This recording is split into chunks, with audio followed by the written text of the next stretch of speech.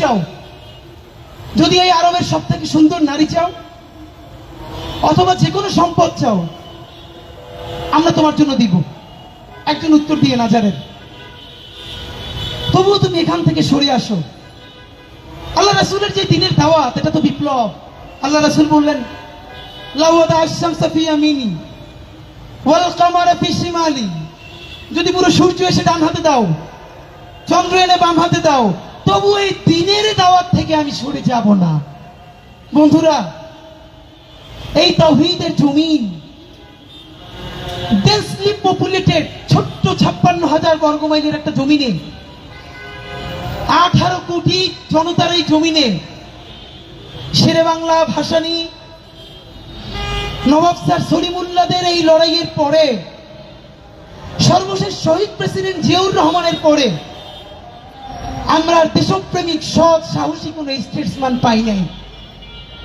গত 40 বছরে যারা এই জনপ্রিয় হয়েছে, এই জনপ্রিয়তারে সেল কইরা আমাদের দেশটার স্বাধীনতারে কেজি দরে বিক্রি করে দিচ্ছে।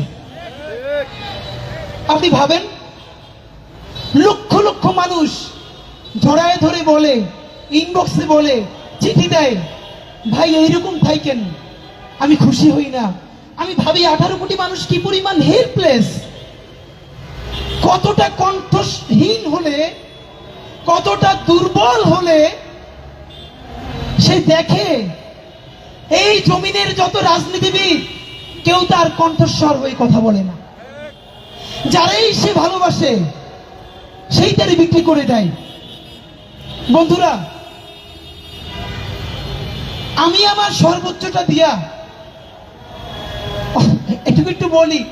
একজন ভদ্রমহিলা লাইভে এসে বলেছে, ওসমান হাদি 30 টাকার ডাল খাইতো, নুন খাইতো। এটুকু শুধু বলি, এটা কয়েকদিন পরে একটা আমরা ভিডিও বানাইতেছি, ভিডিওর নাম হবে আমি কে। 1 ঘন্টা ধরে আমি আমার জন্ম থেকে শুরু করে আজকে পর্যন্ত এই গল্প আমি বলবো। শুধু বলি, এই গণ অভ্যুত্থানের পরে যেই ছেলেরা মেয়েরা এখন পর্যন্ত দেশব্যাপী পরিচিত, আল্লাহর অসীম রহমতে, ওসমান হাদির আব্বা আম্মার দোয়ায়, গণ অভ্যুত্থানের আগে ওসমান হাদির থেকে সচ্ছলতার জীবন আল্লাহ আর কাউরি দেয় নাই। আমি যখন ভার্সিটির ফার্স্ট ইয়ারে পড়ি, তখন থেকে সাইফুরসের পান্থপথ এবং মৌচাক ব্রাঞ্চের আমি সব থেকে জনপ্রিয় টিচারদের একজন। আমি যখন ফার্স্ট ইয়ারে পড়ি, তখন ভার্সিটি অ্যাডমিশনের জন্য একটা ইংলিশ বই লিখছিলাম, চান্স প্লাস। 5 বছরে রেকর্ড পরিমাণ বিক্রি হয়েছে বইটা। আমি এই ফার্স্ট ইয়ারের একটা ছেলে, এত রেভিনিউ পাইছি, মানে আমার বোন সেই টাকা নিয়ে আমার জন্য ঢাকার আশেপাশে একটা জমি কিনে ফেলছে। এই কথাটা এই জন্য বললাম, এই গণ অভ্যুত্থানের পরে আমার ইনকাম কমে গেছে। আমি একদিন ক্লাস নিলে ইনশাল্লাহ 10,000 টাকার চেয়ে বেশি পাইতাম 5টা ক্লাস। আমি আইএলটিএস এর যে প্রাইভেট ব্যাচ পড়াইতাম, স্পেশাল ব্যাচ শুধু রিডিং এর, সেখান থেকে অনেক বেশি ইনকাম হইতো। আমি গত 10 বছরে বাংলাদেশের অনেক কর্পোরেট প্রতিষ্ঠানে ইংলিশ ল্যাঙ্গুয়েজ ট্রেনিং করাই, ফনেটিক্স এন্ড প্রেজেন্টেশনের ওয়ার্কশপ করাই।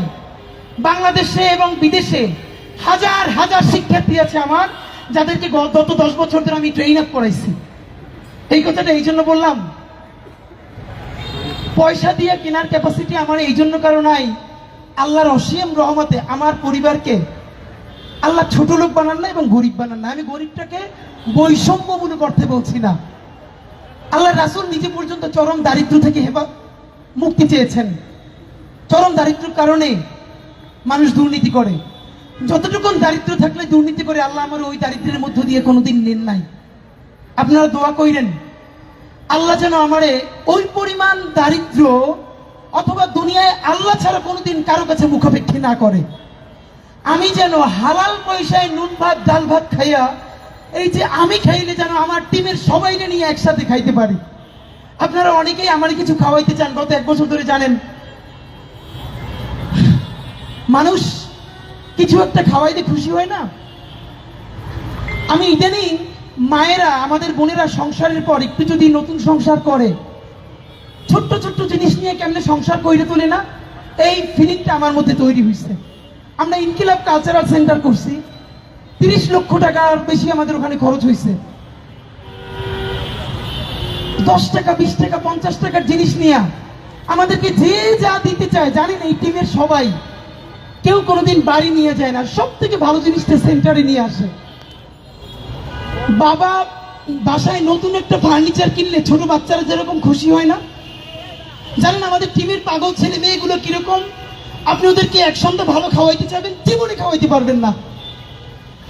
আপনি ওদের জন্য যদি বলেন সেন্টারে খুব ভালো একটা জিনিস কিনে দিবেন, ওরা এত খুশি হয়। আমার মনে আছে আমি চায়না গেছি পর, ওরা আমারে বললো যে একটা ভিজিএ যে সাউন্ড রেকর্ডার ভালো দাম, আমি বলছি না এত পয়সা দিয়ে কিনতে পারবো না, কিন্তু এরপরেও আমি ওদের জন্য ম্যানেজ করে কিনে আসি। এটা ওদের কারণ না, সেন্টারের জন্য। আমি আইনে যখন বের করছি প্রত্যেকটা বাচ্চা মাস্টার্স পাস করছে, এটা দেখে এমন আনন্দ নিতেছে, মনে হয় যেন 2-3 বাচ্চারা একটা নতুন সাইকেল একটা নতুন গাড়ি পেলে যেরকম আনন্দে আপ্লুত হয় ওরা এরকম করতেছে। সুতরাং আমার জার্নি এই নির্বাচনে জেতাটা না, নির্বাচনে জেতাটা খুবই আমাদের ছোট একটা কাজ। আল্লাহ চাইলে আমরা নতুন রাজনীতি নির্মাণ করে ফেলবো ইনশাআল্লাহ। আল্লাহ চাইলে 56,000 বর্গমাইলের প্রতিটা ইঞ্চিতে ইঞ্চিতে আমরা ইনসাফের রাজনীতি কায়েম করব। কেমনে জনগণের পয়সায় জনগণের রাজনীতি নির্মাণ করতে হয় সেই মডেল আমরা প্রতিষ্ঠা করবো ইনশাআল্লাহ। আমি আমার টিম যদি মরে যায়, বাংলাদেশে আমাদের এই মডেল এমন ভাবে দাঁড়াবে, নতুন তো রাজনীতি করতে হবে। ভাইরা আমার, যদি আমরা কখনো ভুল করি খেয়াল রাখবেন।